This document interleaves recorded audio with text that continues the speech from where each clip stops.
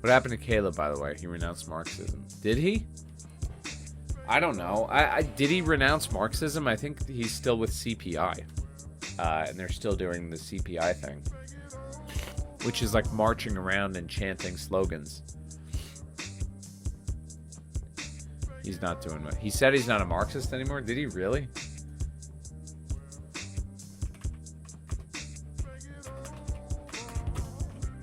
He really said that? An innovationist. Okay.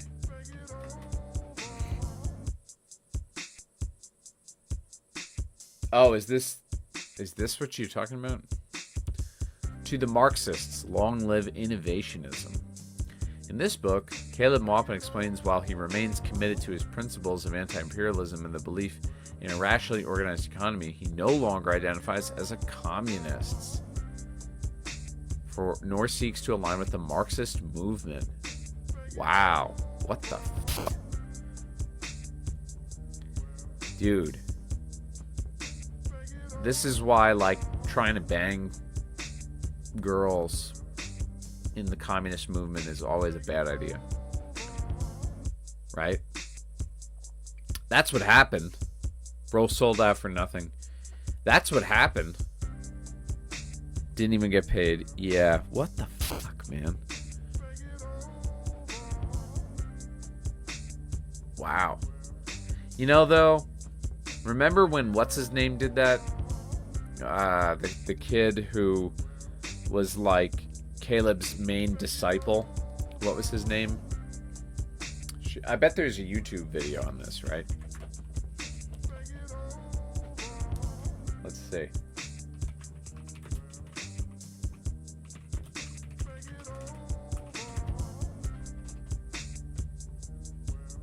Okay, here he is on Dude Dissidents, I guess.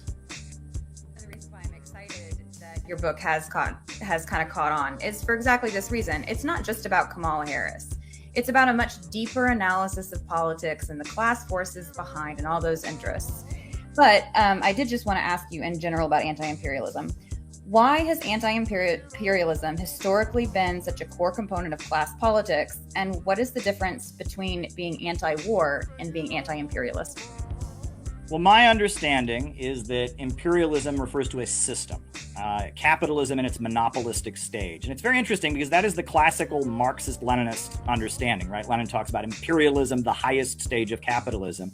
And what really defines imperialism is holding back economic development. It's preventing countries from being able to take control of their own economy and resources, and instead having what he calls the export of capital, where instead of, it used to be we exported tires, or we exported cars. Now we export the corporation, right? McDonald's is spread all over the world. We don't export French fries, we export McDonald's, right? I mean, right now he's just describing imperialism, and yeah, I agree with all of that, right? But where is this going is my question. Why did he abandon Marxism? I'm at the point where, it's funny, I wrote this book 4 years ago. I don't call myself a communist as much now because, I know what I believe. My beliefs haven't changed. But if you say communist now, people think you're woke. And I'm not. I'm not woke. And I've been to communist countries. They are not woke. But if I tell...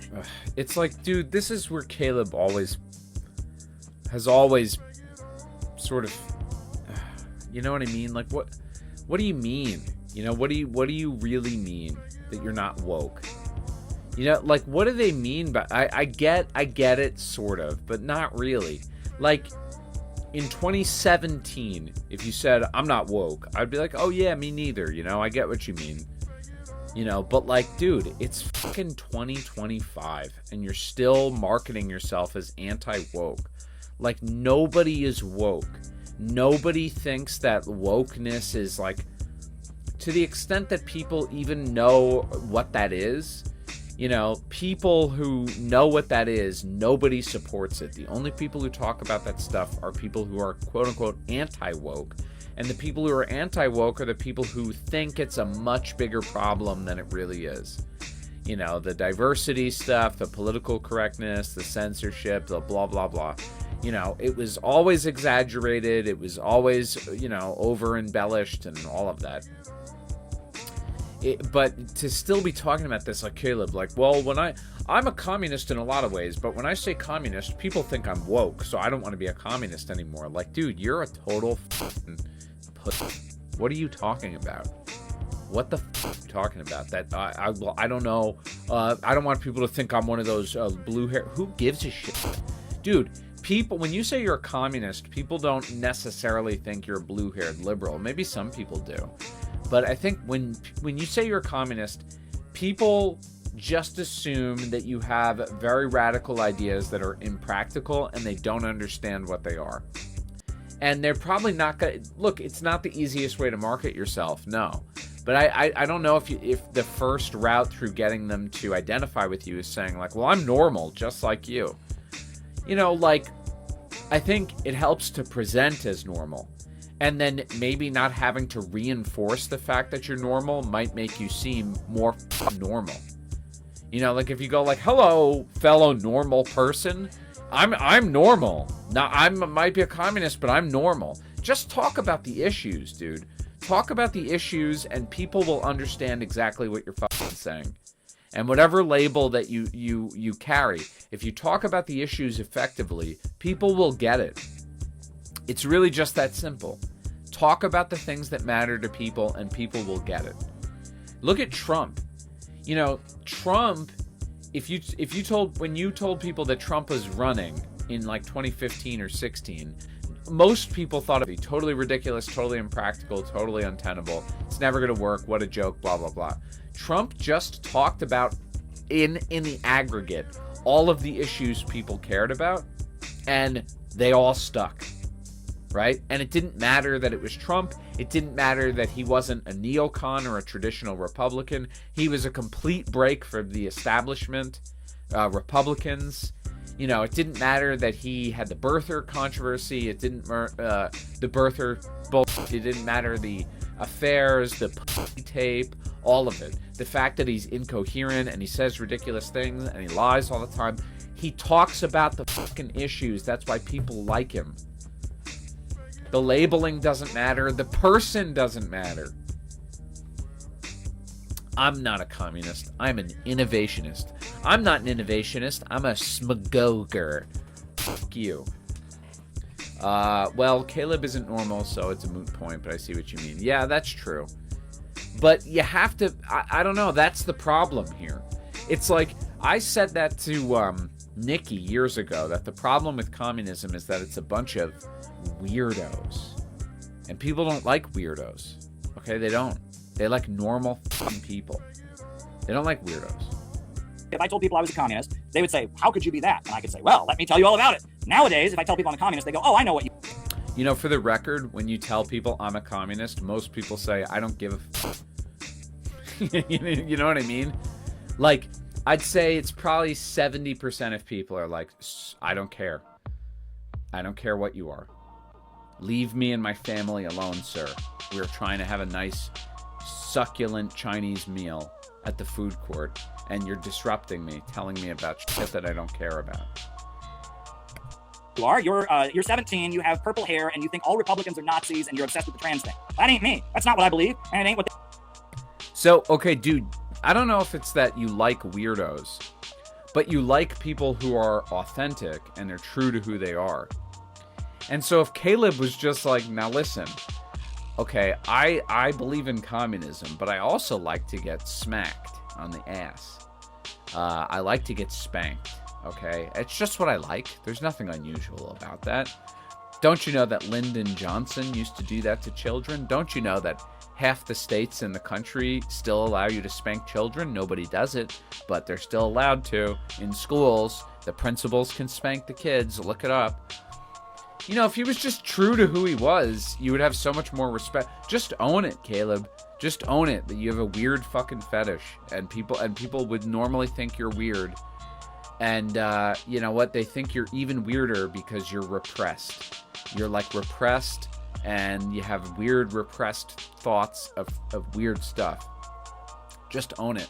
They believe in Venezuela. It's not what they believe in Vietnam. It's not what they believe in China. It's not what the countries around the world struggling against imperialism believe. So the term that I've started to use to describe myself, I say that I am an innovationist. Because if you look at the world, right, the underlying question, this is what that last 10 pages that you didn't get to, Russell, are about. What happened to communists are disdain to hide their views? You coward. You absolute wimp. You pathetic loser. Okay? What happened to that? What happened to that? Right? And by innovationist, shut the fuck up, dude. You know what I mean? Like, if you approach a random guy in the mall, you're like, excuse me, sir, I'm an innovationist. You know what he's gonna say? He's gonna be like, leave me alone, bro. You can't just say you're a good thing and expect people to just take it at face value. Like, hold on a second. I believe in good things. All right. That's good. You know what I mean? Wow, I'm totally open to hearing your novel political ideas because you introduce yourself as something good. You know? I don't know, man. It's like all these people on the left, they sit around, I swear to God, they sit around and they're like, they really like, it's like a bad sort of, you know, company meeting where they have, it's like, okay, give me your best ways to market our system. And it's like a bunch of people who are trying their best to sell people on this set of ideas, and that's not what it's about. It's never been what it's about. Lenin, Mao, it's always been about the people. You don't have to think that fucking deeply about it. What do the people want? What do the people care about? Trump showed you what the people cared about. And you know what these idiots did? They said, well, let's just say that we like Trump. No, fucking no. It's not about Trump. It's not about MAGA. What's it about? Immigration, crime, drugs, homelessness, war, economic inequality. That's what people care about. They care about all of those things because they affect them directly. No more complicated than that. Okay? Just speak to those issues. And while you're at it, point out the fact that the government in power right now is doing nothing about any of those issues. We're pushing wars all over the world.